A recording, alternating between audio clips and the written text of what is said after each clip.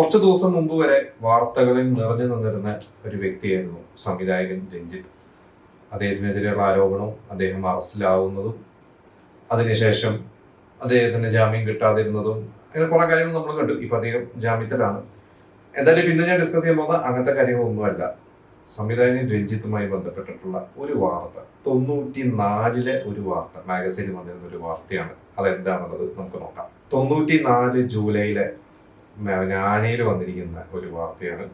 വാർത്ത ഇത്രയുള്ളൂ: രഞ്ജിത്ത് വിവാഹിതനായി. അന്നത്തെ സംവിധായകനല്ല, അദ്ദേഹം തിരക്കഥാകൃത്താണ്.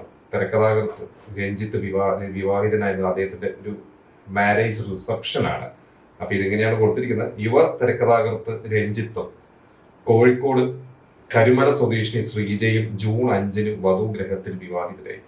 വിവാഹാനന്തരം അന്ന് വൈകിട്ട് കോഴിക്കോട് മഹാറാണി ഹോട്ടലിൽ നടന്ന വിരുന്ന് സൽക്കാര ചടങ്ങിൽ ചലച്ചിത്ര സാഹിത്യ രംഗത്തെ ഒട്ടേറെ പ്രമുഖ പ്രതിഭകൾ ദമ്പതികൾക്ക് ഭാവുകം നേടാൻ എത്തിയിരുന്നു. രഞ്ജിത്ത് ശ്രീജ ദമ്പതികൾക്ക് നാനയുടെ കൃത്യമായ ആശംസകൾ. ഫോട്ടോ രാധാകൃഷ്ണൻ അത്തിപ്പറ്റ. അപ്പൊ ഇത് അദ്ദേഹം വളരെ ചെറുപ്പത്തിൽ കാണാമെങ്കിൽ എനിക്കൊന്നു പണ്ടത്തെ രഞ്ജിത്തിന്റെ ഫോട്ടോസൊക്കെ ഇന്നുണ്ട് സോഷ്യൽ മീഡിയയിൽ. പക്ഷെ നമ്മളൊക്കെ മനസ്സിലൊരു താടിയൊക്കെ വെച്ചിട്ടുള്ള രഞ്ജിത്താണ്. പക്ഷെ ഇതില് താടിയൊന്നും ഇല്ലാത്ത മീശ മാത്രം വെച്ചിട്ടുള്ള രഞ്ജിത്താണ്. ഇപ്പൊ ഇതിൽ ഒരുപാട് പേര് പങ്കെടുത്തിട്ടുണ്ട്. ഇതില് 2 ഫോട്ടോസ് അപ്പൊ ഇതിൽ കൊടുത്തിരിക്കുന്നത്. രവീന്ദ്രൻ, നടൻ സിദ്ദിഖ്, AT അബു, ജഗദീഷ്, VM വിനു, പ്രിയങ്ക ഒരു ഫോട്ടോയില്. മറ്റൊരു ഫോട്ടോയില് പ്രേംകുമാർ, ഇടവേള ബാബു, കമൽ, വിജയരാഘവൻ, സിദ്ദിഖ്, കുഞ്ചൻ, പിന്നെ ഹരിദാസ്, കോഴിക്കോട് ഹരിദാസ്. 2 ഹരിദാസ് ഉണ്ട്. നമ്മളെ കോഴിക്കോട് ഹരിദാസ് എന്ന് പറയും. ഹരിദാസ് കേശവൻ ഇന്ദ്രപ്രസ്ഥൊക്കെ ചെയ്ത.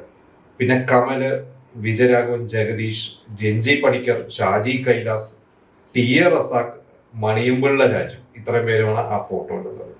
അപ്പൊ അറിയാം, നമുക്ക് രഞ്ജിത്ത് എന്ന് പറഞ്ഞ സംവിധായകൻ അദ്ദേഹം സ്കൂൾ ഓഫ് ഡ്രാമയിൽ നിന്ന് വന്നതാണ്. ശരിക്കും അങ്ങനെ ഒരു സിനിമ ബാക്ക്ഗ്രൗണ്ടും ഒന്നുമില്ല അദ്ദേഹത്തിന്. അദ്ദേഹത്തിന്റെ അച്ഛൻ ശരിക്കും ആകാശവാണിയിലായിരുന്നു. ഈ VM വിനുവിന്റെ അച്ഛനും എനിക്കുള്ള ആകാശവാണിയിൽ പ്രവർത്തിച്ചിട്ടുണ്ടാണ്. അപ്പൊ ഇവരൊക്കെ സ്കൂൾ ഓഫ് ഡ്രാമ സുഹൃത്തുക്കളാണ്. രഞ്ജിത്തും പ്രേംകുമാറും VM വിനു, അലക്സ് കടവിൽ, ഇങ്ങനെ കുറെ പേരൊക്കെ സ്കൂൾ ഓഫ് ഡ്രാമയിൽ ആ ഒരു കാലഘട്ടത്തിൽ പഠിച്ചവരാണ്. മുരളി മേനോൻ, ശ്യാം പ്രസാദ്, വിന്ദിനി, ഇവരൊക്കെ സ്കൂൾ ഓഫ് ഡ്രാമ ആ ഒരു കാലഘട്ടത്തിൽ പഠിച്ചിട്ടുള്ളതാണ്. 80s ഒരു അവസാനമൊക്കെ. രഞ്ജിത്ത് അതിന് ശേഷം 80s അവസാനമല്ല, ശരിക്കും 86 അതായത് രഞ്ജിത്ത് 87 ഒരു മെയ് മാസപ്പുള്ളി എന്ന് പറഞ്ഞ സിനിമയുടെ കഥാകൃത്തായി വന്നു. പിന്നെ ഓർക്കാപ്പുറത്താണ് ശരിക്കും ഒരു മെയിൻ സ്ട്രീം സിനിമ രഞ്ജിത്തിന്, മെയിൻ സ്ട്രീം സിനിമയിലോട്ടുള്ള രഞ്ജിത്തിന്റെ ഒരു എൻട്രി എന്ന് പറയുന്നത്. ഷിബു ചക്രവർത്തിയാണ് ഓർക്കാപ്പുറത്തിന്റെ തിരക്കഥ. അപ്പൊ അന്ന് രഞ്ജിത്തിന്റെ ഒരു തിരക്കഥ എഴുതാൻ കോൺഫിഡൻസ് ഇല്ലാന്ന് പറഞ്ഞപ്പോൾ ഷിബു ചക്രവർത്തിയിലേക്കാണ് അത് എത്തിയത്. എന്തായാലും ഓർക്കാപ്പുറത്തോടു കൂടി കമൽ രഞ്ജിത്ത് കോംബോ ഭയങ്കരമായിട്ട് ശ്രദ്ധേയമായി. പെരുവണ്ണാമത്തെ വിശേഷങ്ങൾ പോലത്തെ സിനിമ, അതുകൊണ്ട് കുറെ സിനിമകൾ കമലിലേക്ക് എഴുതി. പിന്നീടാണ് അദ്ദേഹം ഒരു വിജി തമ്മിനെ വെച്ച് കുറച്ച് വിജി തമ്മിയുടെ സിനിമകൾ കുറെ എഴുതി. അത് കേട്ടാണ് ഒരു ആക്ഷൻ മോഡിലുള്ള സിനിമ നീലഗിരി എന്ന് പറഞ്ഞ സിനിമ ഈ വിശേഷി വെച്ച് ചെയ്യുന്നു. ആ സിനിമ അങ്ങനെ ഭയങ്കര വിജയമൊന്നുമല്ല, പക്ഷെ ഒരു മെയിൻ സ്ട്രീം സിനിമയിലോട്ടോ ഒരു സൂപ്പർ താരത്തിന് വെച്ചൊരു സിനിമ എഴുതുന്നു. അത് കഴിഞ്ഞിട്ട് ദേവാസുരം ശരിക്കും ഇപ്പൊ ഇതില് പങ്കെടുത്തിരിക്കുന്ന മഹാറാണിയിലെ പലവരും രഞ്ജിത്തിന്റെ തന്നെ സുഹൃത്തുക്കൾ തന്നെയാണ്. ശരിക്കും ദേവാസുരം എന്ന് പറയുന്ന ഒരു സിനിമയൊക്കെ ശരിക്കും അന്ന് ഡയറക്ടർ ഹരിദാസ് ഡയറക്ട് ചെയ്യാൻ എഴുതുന്ന ഒരു സിനിമയായിരുന്നു. അന്ന് ഹരിദാസിന്റെ അടുത്ത് രഞ്ജിത്ത് പറഞ്ഞു. ഇവരൊക്കെ ഒരു സൗഹൃദ സർക്കിളിലുള്ള ആളുകളായതുകൊണ്ട് ഹരിദാസ് തന്നെ പിന്നീട് ഇന്റർവ്യൂവിൽ പറഞ്ഞു അദ്ദേഹത്തിന് ചെയ്യണമെന്നുണ്ടായിരുന്നു. പക്ഷെ സംഭവിച്ചില്ല. എനിക്ക് അന്ന് മുരളീനെ വെച്ച് അവർ ആലോചിച്ചിട്ടുണ്ട്. കാരണം ഇവർക്ക് അന്ന് മോഹൻലാലൊന്നും റീച്ച് ചെയ്യാൻ പറ്റുമെന്ന് അറിയാത്തതുകൊണ്ട്. കാരണം പല വേർഷൻ ഞാൻ കേട്ടിട്ടുണ്ട്. ഞാനത് VVK മേനോൻ നിർമ്മാതാവ് അദ്ദേഹം പറഞ്ഞൊരു വേർഷൻ വെച്ചിട്ടാണ് എൻ്റെ ഒരു ഓർമ്മ കിട്ടിയത്. മുരളീനെ വെച്ച് ആലോചിച്ചിരുന്നു. പക്ഷെ പിന്നീട് അതെങ്ങനെയോ മോഹൻലാലിലേക്ക് എത്തി. മോഹൻലാൽ കഥ കേട്ടു. അതുവരെ രഞ്ജിത്ത് അതിന് മുമ്പ് ഉണ്ട്. ഇപ്പൊ ഈ പറഞ്ഞ പോലെ ഓർക്കാപ്പുറത്തും പെരുവണ്ണാപുരം ഒക്കെ മോഹൻലാലിനെ സഹകരിച്ചിട്ടുണ്ടെങ്കിൽ അങ്ങനെ ഒരു മോഹൻലാലിന്റെ നായകനാക്കി ഒരു ത്രൂ ഔട്ട് സിനിമ രഞ്ജിത്ത് എഴുതിയിട്ടില്ല. പിന്നെ മോഹൻലാലിന്റെ അടുത്ത് പോകുന്നു. പിന്നീട് ആ സിനിമയുടെ സ്വഭാവം തന്നെ മാറുന്നു. അതിനൊരു വലിയൊരു സിനിമ ഹിറ്റായി മാറി. മലയാള സിനിമയുടെ ചരിത്രത്തിൽ തന്നെ വലിയ വിജയങ്ങൾ ഒന്നായി മാറി ദേവാസുരം കഴിഞ്ഞപ്പോഴാണ് രഞ്ജിത്ത് എന്താ പറയുക, രഞ്ജിത്ത് ഒരു എസ്റ്റാബ്ലിഷ്ഡ് ആയിട്ടുള്ള ഒരു കമേഴ്ഷ്യൽ ആയിട്ടാണ്. അത് കഴിഞ്ഞിട്ട് പിന്നീട് നമുക്കറിയാം രുദ്രാക്ഷം എന്ന് പറഞ്ഞ സിനിമ 94 സംഭവിച്ചു. അത് കഴിഞ്ഞിട്ട് പിന്നെ 6-ാം തമ്പുരാനേക്ക് എത്തിയപ്പോഴാണ് രഞ്ജിത്ത് അങ്ങനെ ഒരു വിലപിടിപ്പുള്ള ഒരു തിരക്കഥാകൃത്തായി മാറിയത്. എന്തായാലും ഇതില് വിവാഹ ഫോട്ടോ 94 അദ്ദേഹത്തിന്റെ സുഹൃത്തുക്കൾ എല്ലാവരും അതിൽ പങ്കെടുത്തിട്ടുണ്ട്. ഈ പറഞ്ഞ പോലെ VM വിനും മണിയമ്പിള്ള രാജുവും ഇവരെല്ലാവരും രഞ്ജിത്തിന്റെ ആ ഒരു സൗഹൃദ സർക്കിളാണ്. അപ്പൊ ഇന്ന് രഞ്ജിത്തിനെ കുറിച്ച് പല നമ്മൾ കേൾക്കുന്നു. എന്താ പറയുക, രഞ്ജിത്ത് പോയി കേസും കാര്യങ്ങളൊക്കെ പെട്ടപ്പോൾ ഇതിന് മുമ്പും രഞ്ജിത്തിനെ കുറിച്ച് കുറച്ച് വർഷങ്ങൾക്ക് മുമ്പ് കുറെ ആരോപണങ്ങൾ ഉണ്ടായിരുന്നു. ഒരു ബംഗാളി നടിയുടെ ആരോപണം, വേറൊരു യുവാവിന്റെ ആരോപണം. പക്ഷെ അതൊന്നും കോടതിയിലെ കേസ് നിലനിൽക്കില്ല എന്ന് പറഞ്ഞാൽ കോടതിയിൽ തന്നെ കേസ് റദ്ദാക്കി.